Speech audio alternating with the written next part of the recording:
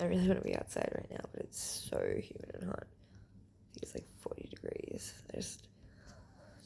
I'm sitting in the aircon waiting for it to storm, basically. Waiting for the washing to finish. I just showered. I'm gonna pack up my stuff to go home this RV soon. Probably, maybe tomorrow, but hopefully this RV. Yeah. It's been good though. Went to Iluka and yeah. It was really fun actually. Got to swim in a pool. All sorts of stuff.